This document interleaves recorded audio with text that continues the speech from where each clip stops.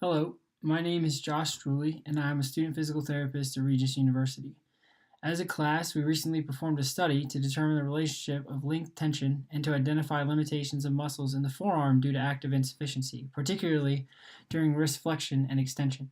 As you can see from the background on the poster, a dynamometer was used to analyze grip strength, and surface EMG was also used to determine the amplitude generated by the wrist flexors and extensors when placed in various positions. What was being investigated during this study was whether there would be an increase in amplitude in wrist flexors and extensors when the wrist was put in maximal flexion and extension.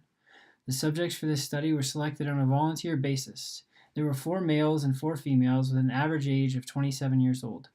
The subjects were apparently healthy and could perform a pain-free grip test with no alcohol or latex allergies, as well as no elbow or wrist injury within the 3 months leading up to the experiment.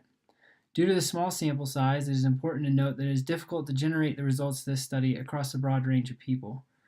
For the study, the subject's arm was prepped and surface electrodes were placed on the muscle belly of both flexor and extensor muscles. A maximal voluntary contraction test was performed in order to provide a baseline to normalize the test measurements to. There were 4 different positions tested: short grip with the elbow at 90 degrees, long grip with the elbow at 90 degrees, and then maximal wrist extension and maximal wrist flexion.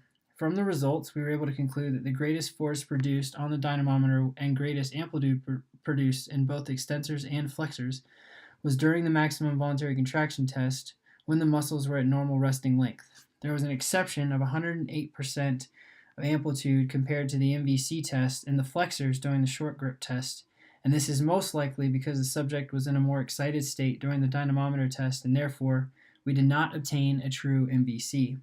We can still see that the wrist is weakest in flexion with a lower force generated, and therefore we see a greater amplitude in both extensors and flexors when the wrist is in maximal flexion.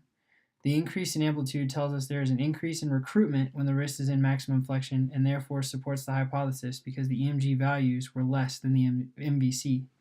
So why do this test? This test reinforces the importance of wrist position when conducting grip strength tests in the clinic. Patients will generate more force, and we will obtain more accurate results when we place the wrist in a normal position with flexors and extensors at normal resting length. We can also use active insufficiency to isolate certain muscles in the clinic in order to strengthen them.